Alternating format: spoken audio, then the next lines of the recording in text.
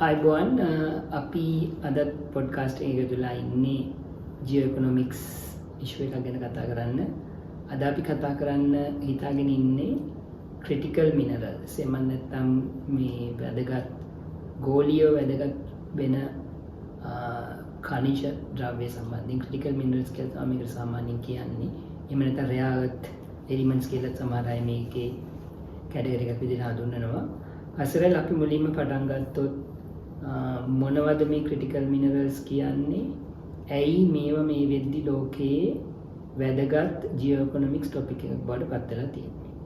හරි. Critical minerals කියලා අපි ඇත්තටම හඳුන්වන්නේ ඒක දැන් අම්බ්‍රෙලා ටර්ම් එකක් වගේ. අපිට දැන් ඔයාම ඉන්නේ ක්‍රිටිකල් මිනරල්ස් කීයක් තියෙනවද මොනවද කියලා එහෙම මට දෙන්න ලිස්ට් එකක් නෑ. මොකද ඒක විශේෂයෙන්ම එක එක රටවල් වලට එක එක ලිස්ට් තියෙනවා. එතකොට මට මෙන්න මේ ගාන තමයි කියලා ක්‍රිටිකල් මිනරල් මෙච්චරයි කියලා කියන්න මම හිතන්නේ පුළුවන් කියලා.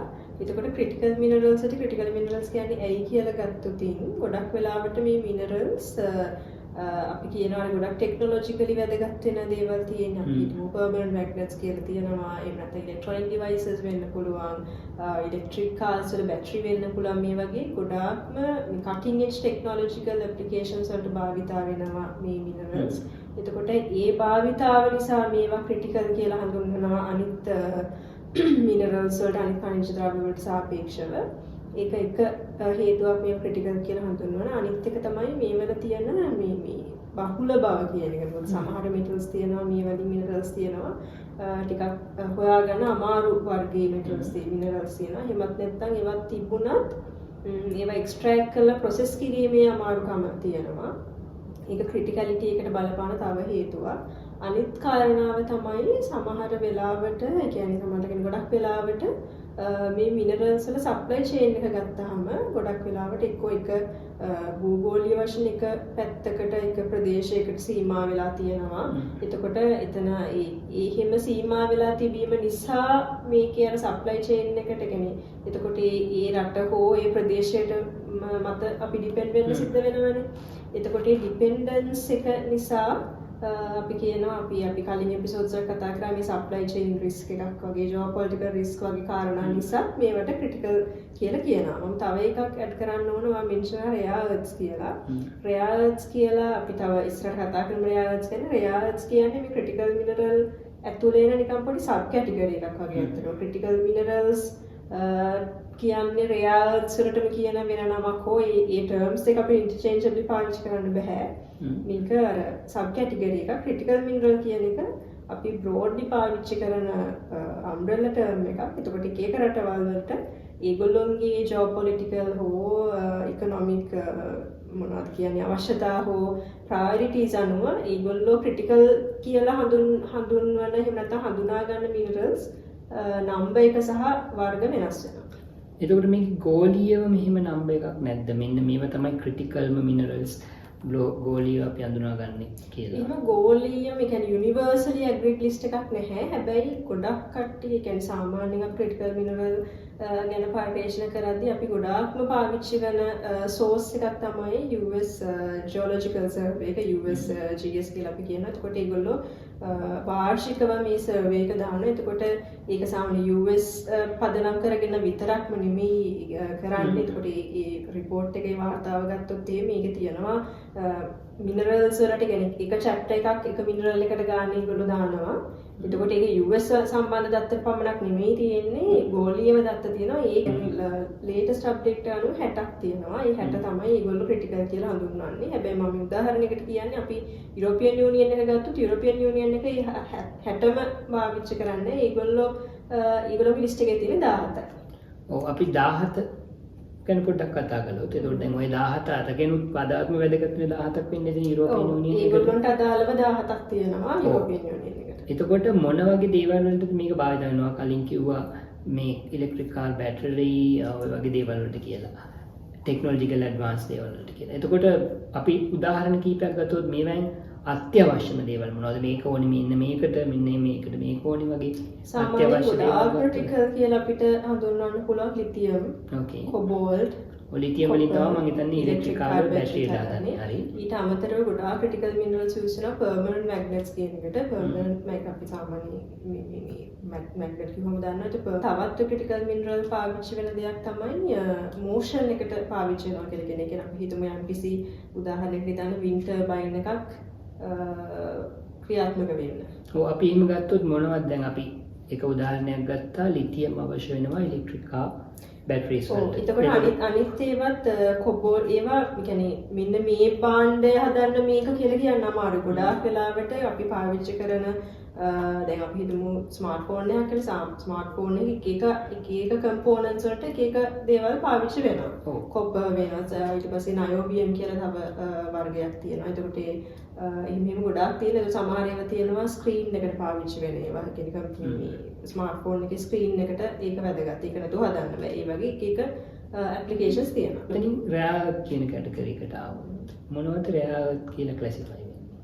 රෙයාර් කියලා කෙමිකලි ක්ලාසිෆයි වෙන්නේ අපි හැමෝම දන්නවා පීරියඩික් ටේබල් එක දන්නවා. අපි පීරියඩික් ටේබල් එකේ තියෙන ලැන්තනයිට් සීරීස් කියලා සීරීස් එකක්. ඒක අර එතන තියෙනවා රෙයාර් අර්ත් මිනරල්ස් කියලා හඳුන්වනවා. අපි සාමාන්‍ය 17ක් විතර හඳුනා ගන්නවා. එතකොට ඒව ඇවිල්ලා රෙයාර් අර්ත් මිනරල්ස් කියලා ගත්තාම මේ ඇත්තටම අපි කියනවා මිස්නෝම එකක්. ඒ කියන්නේ රෙයාර් නැහැ ඒක. ඒක මේ දුර්ලභ ගණයේ මෙටල්ස් නෙමෙයි මිනරල්ස් නෙමෙයි ඒවා. 17 ඒවා බොහොමම මේ සුලභයි. බොහොම සුලභව පාවිච්චි කරන සුලභව මේ හොයාගන්න පුළුවන්. මේ වෙන රටකට විශේෂයෙන් තියෙනව නෙමෙයි. හැබැයි මේ කිවි රෙයාරිටි එකේ දුර්ලභ බව කියන එක හයිලයිට් වෙන්නේ මේ මිනරල්ස් දැන් අපි හිතමු රත්තරන් නම් රත්තරන් විදිහට තියෙන්නේ. හැබැයි මේ මිනරල්ස් තියෙන්නේ වෙනත් මිනරල්ස් එක වෙනත් එලිමන්ට්ස් එක්ක මික්ස් වෙලා වගේ තියෙනවා. අපි සරලවම කියනවා නම් මික්ස් වෙලා තියෙන. එතකොට ඒක එක්ස්ට්‍රැක්ට් කරන්න අපහසුයි. ඒකෙන් වෙන් කරලා ගන්න අමාරුයි. ඒකෙන් වෙන් කරලා ගන්න අමාරුයි. කියන්නේ මේක තව එකක් එක්ක මික්ස් වෙලා තියෙද්දි විශේෂ ප්‍රයත්නයක් දරන්න වෙනවා මේක අයින් කරන්න. එතකොට ඒක එකක් අනිත් එක කොහොමත් මේ මිනරල් ප්‍රොසෙස් කරන්න ඕන අනිවාර්යයෙන් මේක එක්ස්ට්‍රැක්ට් කරලා ගත්තට පස්සේ තවත් එක ප්‍රොසෙස් ෆර්දර් රිෆයින් කරන්න ඕන. එතකොට මේ රිෆයිනින් ප්‍රොසෙස් එක අතිශයම සංකීර්ණ ප්‍රොසෙස් එකක්. එතකොට ඒ සංකීර්ණ බව නිසා මේ හැමෝටම මේක කරන්න බෑ. එතනත් ඒ රෙයාරිටි එකට ඒක ඇඩ් වෙනවා. ඒ කියන්නේ අපි සරලවම ගත්තොත් මේක ගොඩාක් මේක සුලභව තියෙනවා. නමුත් මේක මේ කියන මිනරල් තෝරා බේරාගෙන අපි කියනවා පිටුමක ෆෝන් එකක බැටරියට යූස් කරන්න, ඉලෙක්ට්‍රික් කාර් එකක බැටරියට යූස් කරන්න, එහෙම නැත්නම් ෆෝන් එකක ස්ක්‍රීන් එකට සෙමිකන්ඩක්ටර් එකට යූස් කරන තත්ත්වයට ගේන්න ලොකු ප්‍රොසෙස් එකක් තියෙනවා. ඒ ප්‍රොසෙස් එක ප්‍රොසෙස් එක රෙයාර්. ඒ කියන්නේ රෙයාර් කියන වචනේ ඇත්තටම රෙයාර් කියලා අදහස් කරන්නේ මේ දුර්ලභයි කියන්නේ. ඒ ප්‍රොසෙස් එක හැමතැනම නැහැ. හැමෝටම හොයා කරන්න අමාරුයි. ඒක ලොකු මේ ප්‍රොජෙක්ට් එකක් නැත්නම් ප්‍රොසෙස් එකක්. ඒක කරන්නේ සීමිත අපිටම රටවල් හෝ කම්පැනිස් කීපයක් විතරයි. එතකොට කොහෙද මේක කරන්නේ? හරි රෙයාර් ගැන කතා කරොත් චීනයේ තමයි රෙයාර් වැඩියෙන්ම තියෙන්නේ. ඒ කියන්නේ ඒගොල්ලෝ දැනට තියෙන රෙයාර් වලින් 90%ක්ම චීන භූ සීමාවේ තියෙනවා. වෙන රටවල් වලට සාපේක්ෂව ඒක ලොකු ඇඩ්වාන්ටේජ් එකක් ඒගොල්ලන්ට. එකක් අනිත් එක අපි කතා කරන රිෆයිනින් ප්‍රොසෙසින් එක. ඒ රිෆයිනින් ප්‍රොසෙසින් මේ දෙක ගත්තොත් එහෙම ඒකේ 90%ක්ම දැනට තියෙන්නේ චීනය පාදක කරගෙන. ඒ කියන්නේ ලෝකේ මොන තැනක ඔයා රෙයාර් අරගත්තා ඒ සියලුම දේවල් චීනයට යවන්න ඕන පිළිපහදු කරලා ගන්න. හරි. ඒ කියන්නේ දැන් මේ අපි ගත්තොත් අපි රෙයාවත් කියලා මොනවද අපිට උදාහරණ කිහිපයක් ගත්තොත් ට්‍රියම්, නියෝබියම්, ගැලියම්, ගැඩොලීනියම් කියලා මොකක්ද තියෙනවා. So මොන වගේ දේවල් වලද එතකොට මේ රෙයාත් යූස් වෙන ක්‍රිටිකල් මිනරල්ස් වගේම මේක එක සබ් කැටගරි එකක් මොන වගේ දේවල් වලද මේ වගේ රෙයාස් ගොඩක්ම යූස් කරනවා ඔය මම කියවා වගේ ටෙක්නොලොජිකල් මේ වලට. එතකොට පර්මනන්ට් මැග්නට්ස් වලට යූස් කරනවා, සෙමිකන්ඩක්ටර්ස් වලට පාවිච්චි වෙනවා, ස්ක්‍රීන්ස් වල කියන්නේ මේ අපි කියන්නේ ස්මාර්ට් ඩිවයිසස් වල වල ස්ක්‍රීන් එක පාවිච්චි වෙනවා.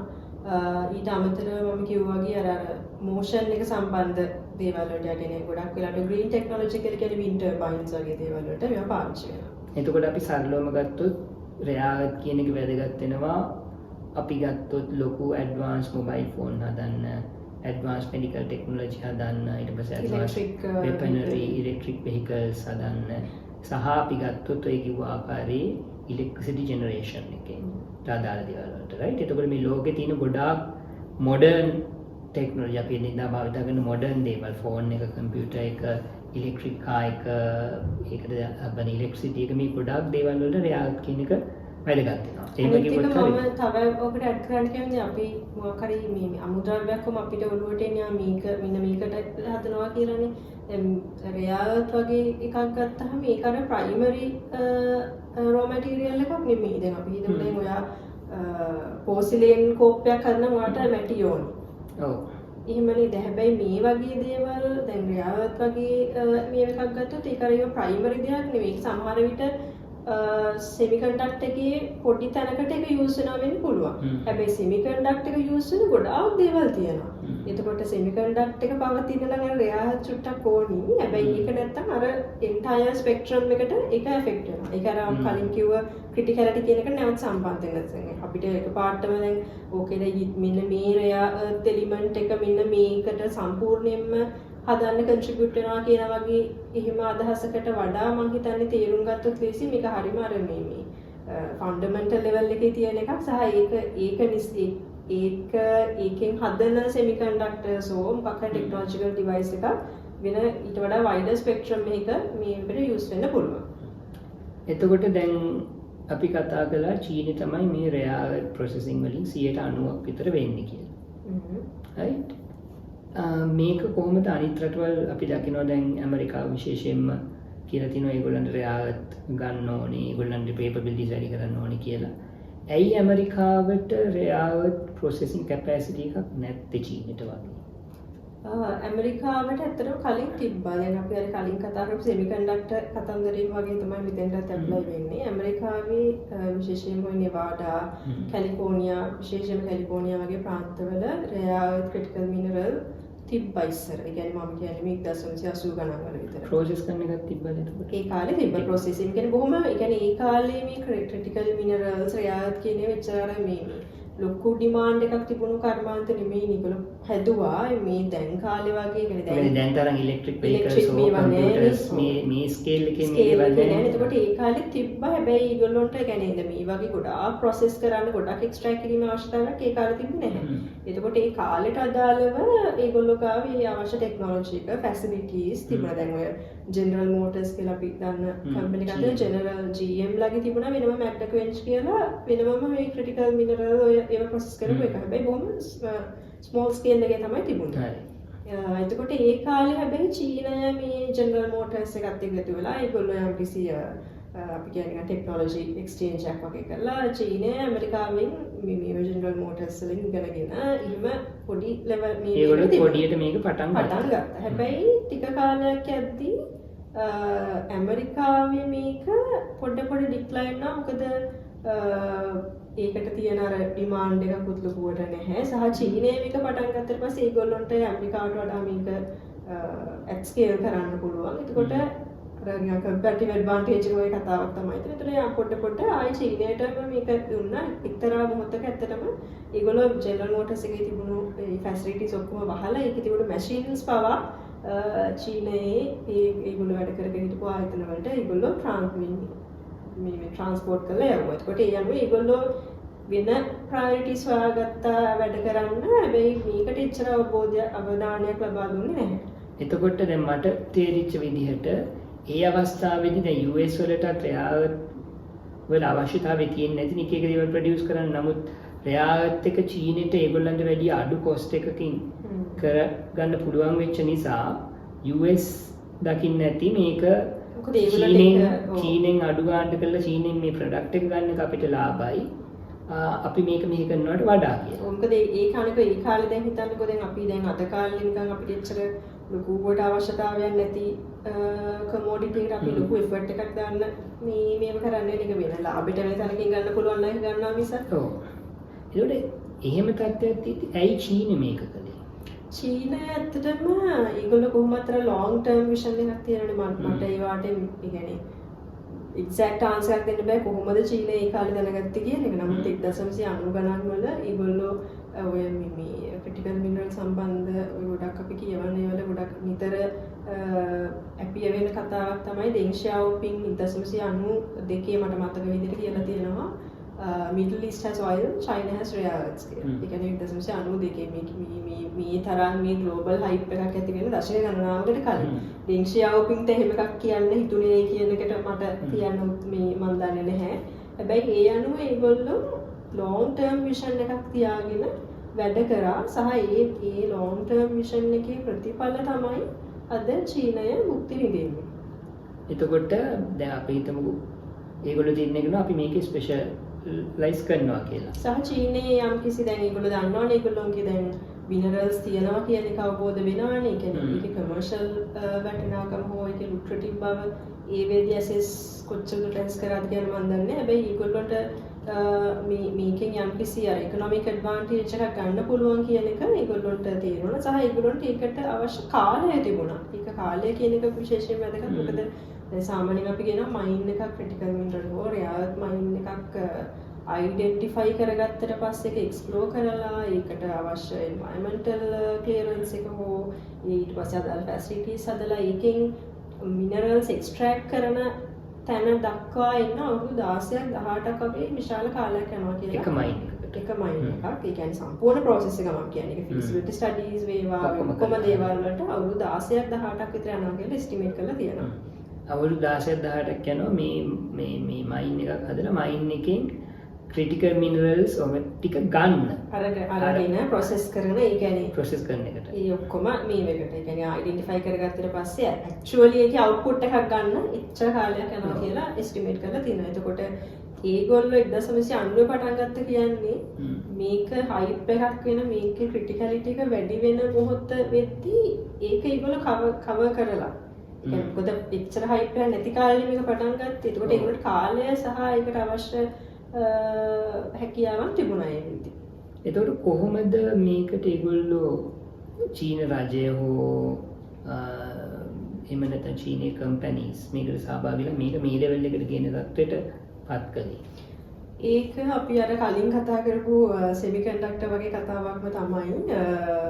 ඒකට අපි අර කිව්වේ මොනවද ස්ටේට් ඕන්ඩ් එන්ටර්ප්‍රයිසස් කියලා. රාජ්‍ය ව්‍යාපාර. එතකොට මේකේ අපව හයිලයිට් කරන්න ඕනේ තමයි කාලය කියන එක කිව්වා. අනිත් එක තමයි මේක දැන් කාලය කියන එකෙන්ම ඒක ඔප්පු වෙනවා.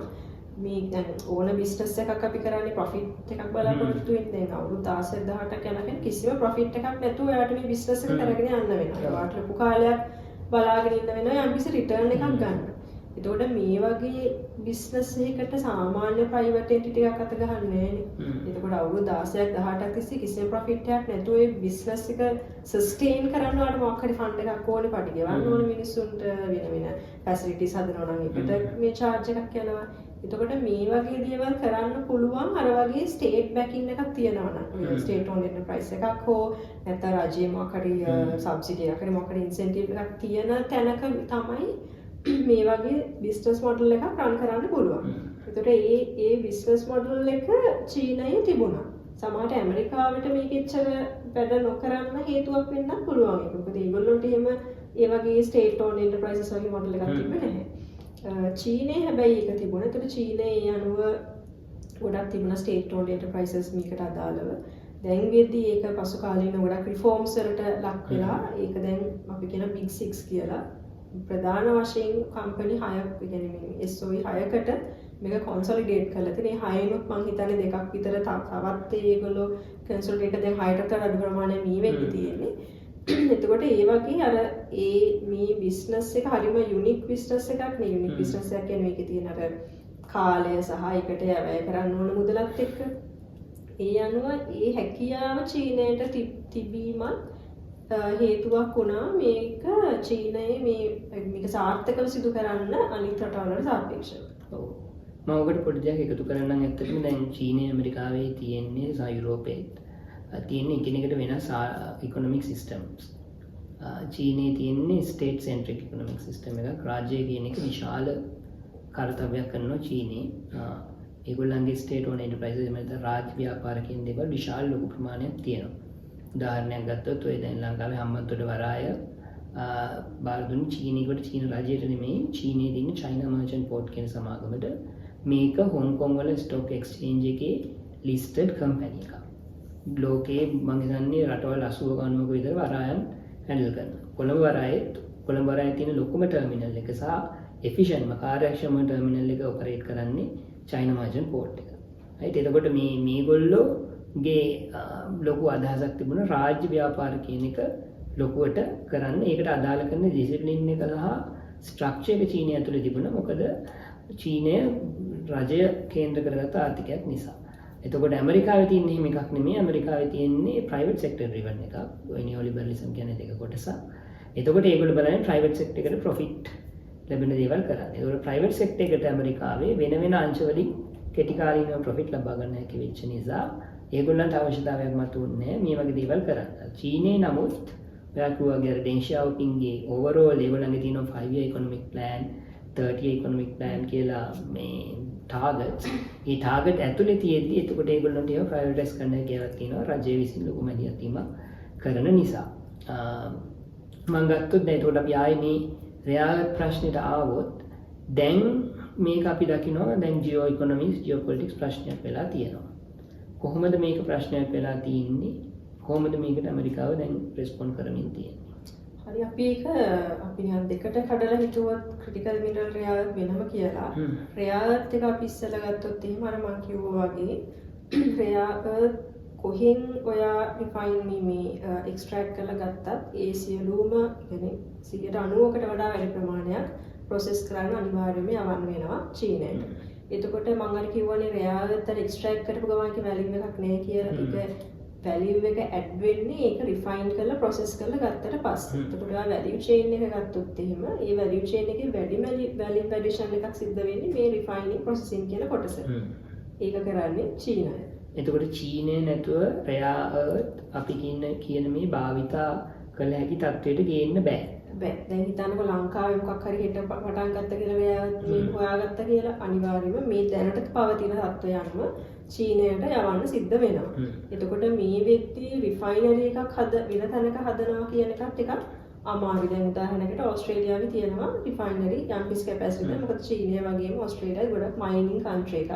ගොඩක් ඒගොල්ලෝගේ ආර්ථිකයේ මිනරල් මයිනින් කියන එක තියෙන එකක්. හැබැයි ඒගොල්ලොන්ට රිෆයිනින් කැපැසිටි නැතුව නෙමෙයි අර වගේ ස්කේල් එකකට ඒගොල්ලන්ට කරන්න අමාරුයි. එතකොට එතන පැහැදිලි අපිට මේ චීනය කියන එකට ලොකු සේ එකක් තියෙනවා මේ ක්‍රිටිකල් මිනරල් රිෆයිනරි සම්බන්ධයෙන්. ඔව් එතකොට ඔයාලා අපි අර මේ පොඩ්කාස්ට් එකේ මුලින්ම කතා කළා චෝක් පොයින්ට්. මේක අපිට චෝක් පොයින්ට් එකක් තමයි. මොකද චීනයට ලොකු බලයක් තියෙනවා. චීනය කිව්වොත් අපි ඕගොල්ලන්ගේ ප්‍රොසෙස් කරන්නේ නැහැ කියලා කවුරු රෙයාගත් මේ මයින් කළත් වැඩක් නැහැ. ඔව් මම මේකට උදාහරණ දෙකක් දෙන්න පුළුවන්. ඇත්තටම නිකන් අපි කිව්ව ගමන් මතක් වෙන උදාහරණ තමයි මේ ළඟදී තිබුණ මේ ටැරිෆ් වෝ එක US and China. එතකොට ටැරිෆ් වැඩි කරද්දී US චයිනා එකට රෙස්පොන්ඩ් කරේ හරි මෙන්න මේ රෙයාගත් ටික අපි ඔයාලට දෙන්නේ නැහැ. මොකද දැන් ඒගොල්ලෝ ගාවනේ තියෙන රෙයාගත් එක දැන් හිතන්නකෝ ඔයා මේ ලංකාවේ උදාහරණයකට ලංකාවේ අපි හිතමු ඕස්ට්‍රේලියාව මොකක් හරි ලිතියම් මේව කරලා ගන්නවා. හැබැයි ඒක නිකන් අර අන්ප්‍රොසෙස්ඩ් ෆෝම් එකකින්නේ ඕස්ට්‍රේලියාවේ තියෙන එක චීනට යවලා රිෆයින් කරාට පස්සේ අවශ්‍ය ෆෝම් එක එන්නේ. එතකොට ප්‍රොසෙස් කරපු එක අපි ඔයාලට දෙන්නේ නැහැ කිව්වොත් එහෙම එතන ලොකු අර කිව්වා වගේ චෝක් පොයින්ට් එකක් ඇති වෙනවා. ඒක කොහෙන්ද ඔරිජිනලි මයින් කරේ කියන එක වැදගත් වෙන්නේ නැහැ. එතකොට දැන් ඕස්ට්‍රේලියාවෙන් ඕස්ට්‍රේලියාව අපි හිතමු ලිතියම් මයින් කරනවා කියලා. ඕස්ට්‍රේලියාවෙන් ලිතියම් ඇමරිකාව ගත්තට කියලා ඇමරිකාවට ඒක භාවිතා කරන්න බෑ. ඉලෙක්ට්‍රික් කාර් බැටරි හදන්න. ඒක චීනෙට ගිහිල්ලාම එන්න ඕනේ. මොකද චීනෙට ගියොත් තමයි ලිතියම් එක කාර් බැටරි එකට යූස් කරන්න පුළුවන් ලෙවල් එකට ප්‍රොසෙස් වෙලා එන්නේ. රයිට්. ඒක වෙන තැනකින් ගත්තා කියන එක දැන් ගොඩක් මිනරල්ස් ඇත්තටම දැන් රෙයාගත්ස් ඇත්තටම 60%කට මම හිතන්නේ ආසන්නව මයින් කරන්නේ චීනයේ ආශ්‍රිතව. හැබැයි සමහර මිනරල්ස් උදාහරණයක් ගත්තොත් කොබෝල්ට් කියන මිනරල් එක ගත්තොත් වැඩියෙන්ම කොබෝල්ට් ප්‍රොසෙස් මේ මයින් කරන්නේ DRC වල ඩෙමොක්‍රැටික් රිපබ්ලික් ඔෆ් කොංගෝ. කොංගෝ කියලා අපි සරලව කියන්නේ කොංගෝවේ තමයි මේක තියෙන්නේ. කොංගෝවේ තමයි ලෝකේ තියෙන අතිශයම පිරිසිදුම කොපර් ඇත්තටම කොබෝල්ට් කොපර් දෙකම තියෙන්නේ ගොඩක් වැඩිම තියෙනවා මේ DRC වල. කොපර් නම් ඇත්තටම DRC වල චිලි වල තමයි වැඩියෙන් තියෙන්නේ. කොපර් ගත්තොත් එහෙම ඒක උදාහරණයක් ගන්නේ දැන් DRC වල තියෙන කොපර් වල කොච්චර ඒකේ පියුරිටි එක වැඩිද කියලා නම් ග්ලෝබල් ඇවරේජ් එකට වඩා 4 ගුණයක් වැඩි කියලා කියනවා. එතකොට මම කියන්න උත්සාහ කරේ DRC වල කොපර් අතිශයම පිරිසිදු කොපර් තියෙනවා. හැබැයි ඒක ප්‍රොසෙස් කරන්න චීනයට යන්න වෙනවා. දැන් අරගොල්ලෝ ගාව සුපිරිසුදුම කොපර් තිබුණා කියලා කාටවත් වැඩක් නැහැ. ඉතින් එතකොට මේක නිසා චීනයට ලැබිලා තියෙන ලොකු බලයක්. ඔව් ඒක එකක් ඇත්තටම ඒක අර රිෆයිනින් කියන මේක දෙවෙනි එක තමයි ඒගොල්ලෝ මයිනින් වලත් දැන් චීනයට පිට චීනයේ නොවන වෙන රටවල් වලත් මේගොල්ලෝ මයිනින් කියන ඒ ඇස්පෙක්ට් එක ගත්තත් එතන මේගොල්ලන්ට ලොකු බලයක් තියෙනවා. මම අර දැන් කලින් කියපු උදාහරණයක් ගත්තොත් කොබෝල්ට් කොපර් මයිනින් DRC මයින් එක තියෙන්නේ DRC වල උනාට මිනරල් මයිනින් කම්පැනි එක තියෙන්නේ චයිනීස් කම්පැනිස් තමයි. කොංගෝ වල ප්‍රධානම මයින් එක තියෙන්නේ චීන කම්පැනි එක. තව ස්විස් කම්පැනි එකක් තියෙනවා. ඒ දෙකම තියෙනවා. නමුත් ඒ ගොඩාක් ඒ කියන්නේ මයින් එක අයිති රටට වඩා බලයක් තියෙනවා මිනරල් මයිනින් කම්පැනි එක අයිති රට. එතකොට ගොඩක් එහෙම මයින් කරන තැන්වල ඒ කම්පැනිස් හැන්ඩල් කරන්නේ චයිනීස් කම්පැනිස් තමයි තියෙන්නේ. එතකොට එතන දැන් අපි හිතුවොත් ප්‍රොසෙසින් විතරක් නෙමෙයි ඇත්තටම ගත්තොත් මයිනින් වල ලොකු සේ එකක් තියෙනවා චීනයේ. ඉතින් එතකොට ඇමරිකාවට මේක ලොකු ප්‍රශ්නයක් වෙලා තියෙනවා. දැන් මේ චීනයට මේ බලය එක්රැස් වීම නේද එක තැනකට. එතකොට දැන් ඇමරිකාව මේකට යම් ආකාරයකින් රෙස්පොන්ස් කරනවානේ මේක කඩන්න මේ බලය චීනෙන් එළියට ගන්න. එහෙම මම එතකොට ප්‍රශ්න දෙකක් තමයි එහෙම කරන්න එයාලා මේ වෙද්දි කරලා දරලා තියෙන උත්සාහයන් මොනවද? සහ ඒ දරන උත්සාහයන් කොච්චර දුරට සාර්ථක වෙන්න පුළුවන්ද මේ දැන් තියෙන සන්දර්භය ඇතුළේ? ඔව් ඒකට අපිට මම හිතන්නේ දෙන්න පුළුවන් හොඳම සහ most recent example එක තමයි ඇමරිකාව ඕස්ට්‍රේලියාව එක්ක මේ මෑත කාලේ ඉන්න මේ කියන්නේ මේ ගිය අවුරුද්දේ අන්තිම වගේ agreement එකකට එළඹුණා. මේ මිනරල් ක්‍රිටිකල් මිනරල් ඇග්‍රීමන්ට් එකක්. එතකොට මේ ඇග්‍රීමන්ට් එකේ ඇමරිකාව සහ ඕස්ට්‍රේලියාව දෙපාර්ශ්වයම equally ඉන්වෙස්ට් කරන්න තීරණය කරා මේ ඕස්ට්‍රේලියාව බේස් කරගෙන මිනරල් මයිනින් සහ විශේෂයෙන්ම රිෆයිනරි. එතකොට ඒකට යම්කිසි ඒ වගේ ඇමරිකාව යම් ප්‍රයත්නයන් ගන්නවා කියලා තේරෙනවා. ඊට අමතරව ඒගොල්ලෝ මේ රට ඇතුළෙත් මිනරල් කියන්නේ කලින් වහපු ඒවා හෝ අලුතෙන් නිවාඩා වල එහෙම අලුතෙන් පටන් ගත්ත මයින්ස් ඒ වගේ එහෙම යම් ප්‍රයත්නයන් අරගන්න බව පේනවා. මොකද ඒගොල්ලන්ට මේකේ ක්‍රිටිකැලිටි එක මේකේ තියෙන අර ජියෝපොලිටිකල් රිස්ක් තේරිලා තියෙනවා. ඒක කොච්චර දුරකට සාර්ථක වෙයිද කියන එක ටිකක් අර මේ අපිට එහෙම කියන්න අමාරුයි. හැබැයි අපිට ඒක ලේසි වෙන්නේ නැහැ කියලා තේරෙනවා. මම අර කලින් කිව්ව කතාවට යන්නේ. මොකද මේක පාට දැන් ඇරුණා වගේ ඕන වුණාට එහෙම කරන්න පුළුවන් කර්මාන්තයක් නෙමෙයි මේ. දැන් ඒගොල්ලන්ගේ දැන් ප්‍රොසෙසින් කැපැසිටි එකක් හදලා නැහැ. ඔව් අලුතෙන් මේගොල්ලෝ පටන් ගන්නවා. අනිත් එක මයිනින් පටන් ගත්තත් අතර මම කිව්වා මයින් එකක් මේ දැන් අද හොයාගත්ත කියලා හෙට මයින් කරන්න අමාරුයි. ඒකට විශාල කාලයක් යනවා. අනිත් එක තමයි දැන් අපි කල්පනා කරලා බැලුවොත් ඇයි චීනයට මේක කරන්න පුළුවන් වුණේ ඉක්මනට ඇමරිකාවට බැරි වුණේ කියලා එක හේතුවක් මේක හේතු කාරණා ගොඩක් තියෙනවා. තව එක හේතුවක් තමයි මේකට කියන්නේ මේ අපි කියනවා නිකන් රෙගියුලේෂන්ස් කියලා ගත්තොත් දැන් ඒ දවස්වල චීනයේ මේක කරද්දී ඉස්සරටම දැන් ලොකුවට එන්වයරන්මන්ටල් රෙගියුලේෂන්ස් එන්වයරන්මන්ටල් ස්ටෑන්ඩඩ්ස් වගේ ඒවා තිබුණේ නැහැ. දැන් එහෙම නෙමෙයි අපිට කියන ලැක්ස් පොලිසිස් කියලා කියන්නේ ඉච්චර සීරියස් හිතුවේ නැහැ. හැබැයි ඇමරිකාවේ වුණේ ඇමරිකාව ටිකක් අර ඩෙමොක්‍රටික් රටක් ඒවා ගැන බලනවා.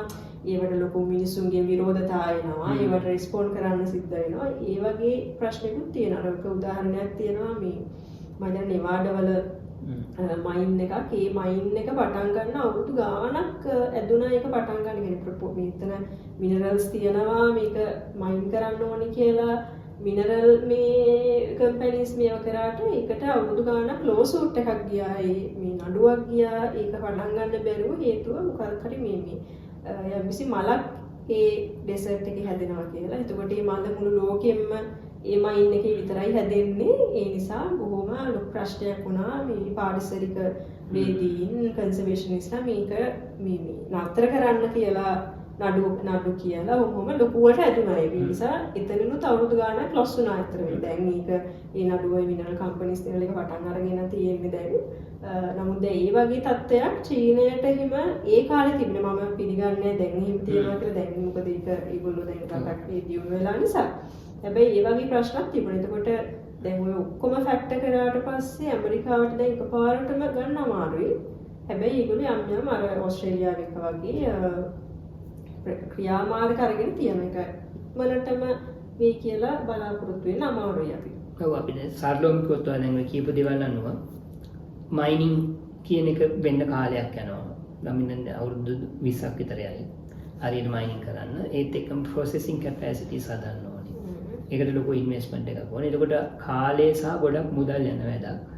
එතකොට ඇමරිකාව දැන් දරන ප්‍රයත්නයන් එක්ක ඒ ප්‍රයත්නයන් අවුරුදු 20ක් විතර එක දිගට දැරුවොත් ඒකට විශාල ඉන්වෙස්ට්මන්ට් එකක් දාලා අවුරුදු 20කින් විතර ඇමරිකාවට පුළුවන් වෙයි යම් ආකාරයක ප්‍රොසෙසින් කැපැසිටි එකක් ඇමරිකාවට ආපහු ගේන්න.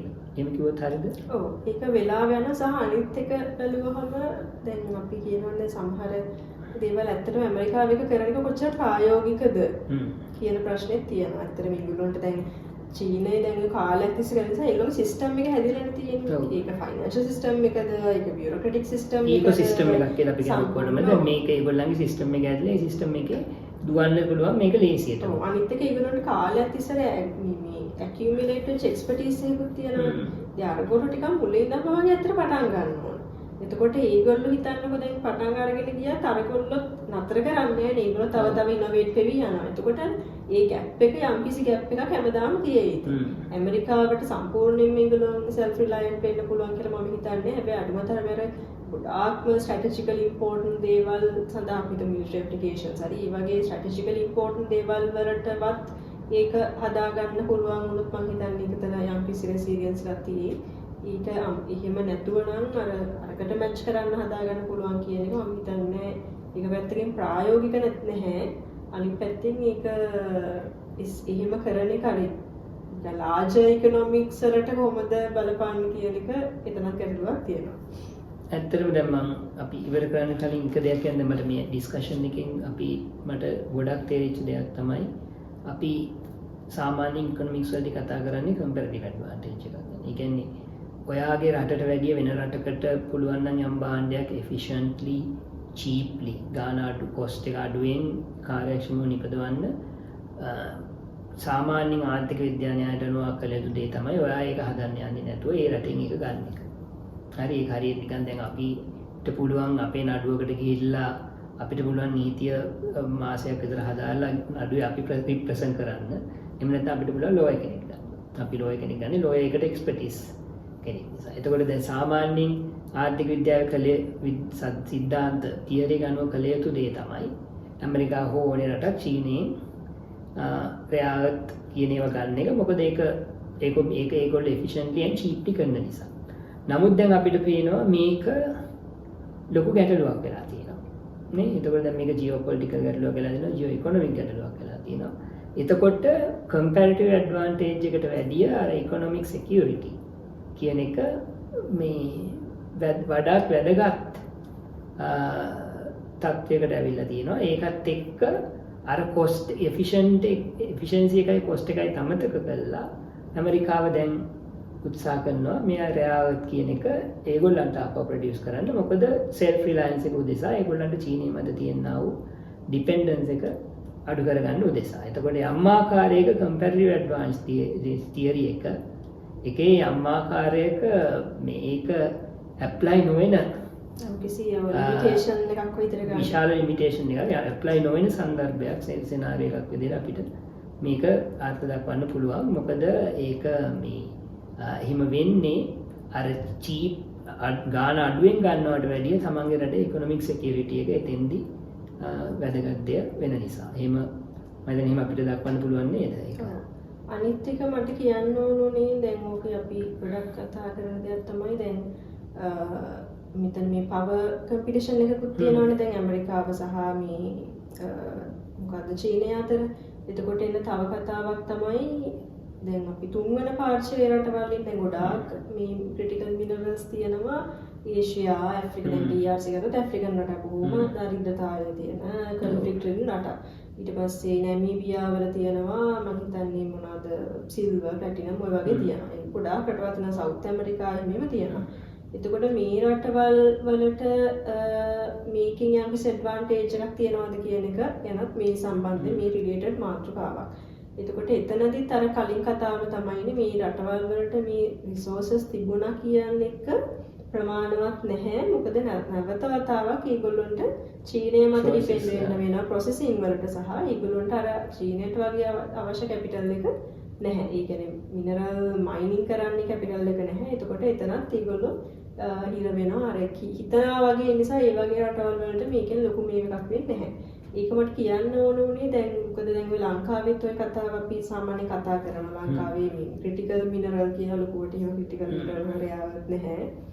අපි ගාව තියෙනවා සර්කෝන් මොනසයිට් වගේ තියෙනවා ටිකක් තියෙන මිනරල් සෑන්ඩ්ස් කියලා. ඒවත් අර පිළිපහදු කරලා ගන්න ඕන. නැත්නම් මේ ලොකු මේ මයින්ස් ආකාරයට නැහැ. එතකොට ලංකාවේ මේක ප්‍රොස්පෙක්ට් එකක් තියනවාද කියන එකත් අපි මම හිතන්නේ මේ දැන් ටිකක් කතා වෙන අපි මේ මන්ත්‍රී මොනවාද අපි මිනිස්ටර් හෙමෝ කියන ගොඩක් කතා වෙන මේ මාතෘකාව. එතනදිත් කියන්න වෙන්නේ අපිට තිබුණා කියලා එහෙම ලොකු ඇඩ්වාන්ටේජ් එකක් ඉන්න තරමටම අපේ නැහැ. දැන් ඔය DRC වල මං කිව්වේ කොපර් ග්‍රේඩ් එක ගොඩාක් වැඩි කියලා. ඒ වගේ රටකට ඇඩ්වාන්ටේජ් එකක් තිබුණාට ලංකාවට එහෙම එච්චර ලොකු මේ ප්‍රොමිසිං එජ් එකක් නැහැ. අංක එක අපිට ලොකු වැදගත් ඒ කියන්නේ ලොකු ඩිමාන්ඩ් එකක් තියෙන ක්‍රිටිකල් මිනරල්ස් නැහැ. කොපර්, කොබෝල්ට්, ලිතියම් වගේ. රයිට් අංක දෙක අපිට ප්‍රොසෙසිං කැපැසිටි එකක් නැහැ. ඒකට අපි ගන්න වලින් අපිට තියෙන පොඩි ඉම්පැක්ට් එකක්. ඒ වුණත් ඒක ලබා ගන්නත් අපිට සිද්ධ වෙනවා චීනෙට යවන්න මේ මිනරල් ප්‍රොසෙස් කරා. සහ ඒක දැන් අපි කම්පැරටිව් කතාව තව නිකන් කල්පනා කරලා බලද්දී අපි දැන් වියට්නාම් වගේ රටක් ගත්තාම වියට්නාමෙන් තමයි ලෝකයේ දෙවැනියට වැඩිම රෙයාර් අර්ත් රිසර්ව්ස් තියෙන්නේ. එතකොට චීනයට පස්සේ වැඩිම තියෙන්නේ වියට්නාමයට. එතකොට වියට්නාමයේ අපි රටක් වශයෙන් ගත්තොත් ඒගොල්ලෝ ගොඩක් අර ඉලෙක්ට්‍රොනික ඩිවයිසස් ඒ සිස්ටම් එක ඒගොල්ලෝගේ තියෙනවද ලංකාවේ මුකුත් නැති වුණාට ඒගොල්ලොන්ට අර already the system is in place. එතකොට ඒගොල්ලෝට ඊට අමතරව අර වගේ රිසෝස් එකක් රිසර්ව් එකක් තියෙනවා කියන්නේ ඒතර ලොකු පොටෙන්ෂල් එකක් තියෙනවා. ඒ වගේ රටකට ඒක ලොකු ඇඩ්වාන්ටේජ් එකක් වෙන්න පුළුවන්. එහෙම බැලුවහම in comparison ලංකාවට එහෙම ඒ තරමටම ඇඩ්වාන්ටේජ් එකක් නැහැ. ඒක නෑ ඩිස්කරේජින් විදිහට කියනවා නෙමෙයි. නමුත් කම්පැරටිව් බැලුවහම ලොකු මේ එකක් නෑ. ඒකින් අත යම් කිසි විදිහකට ඒව දිනු කරලා අපිට මේ ඉන්කම් එකක් ගන්න බැරි වෙන්නේ නැහැ. ඉන්කම් එකක් නැහැ කියන එක නෙමෙයි කියන්නේ. නමුත් ඒක ලයිෆ් චේන්ජින් ලෙවල් එකේ ගන්න ස්ට්‍රැටජික් ලෙවල් එකේ මේ එකක් නෙමෙයි. රයිට් මම හිතනවා අපි සෑහෙන දේවල් කතා කළා. මමත් ගොඩක් දේවල් ඉගෙන ගත්තා. ක්‍රිටිකල් මිනරල්ස් ගැන අද මේ ඩිස්කෂන් එකේ. ඔයාලට මොන හරි ප්‍රශ්න තියෙනවා නම් ඔයාලගේ සජෙෂන්ස් තියෙනවා නම් අපේ කමෙන්ට් සෙක්ෂන් එකේ දාන්න. නැත්නම් අපිට පර්සනලි කියන්න. අපි කැමතියි ඒවා ඉදිරියට ඇකොමඩේට් කරන්න. මොන හරි කතා කරන්න වැදගත්යි කියලා දින ටොපික්ස් තියෙනවා නම් ඒවත් මෙන්ෂන් කරන්න. අපිට එතකොට ඒවත් ඉන්ක්ලූඩ් කරන්න පුළුවන්. අපි එහෙනම් ඊළඟ පොඩ්කාස්ට් එකේ ඊළඟ සතියේදී හම්බෙමු. සුබ සතියක්.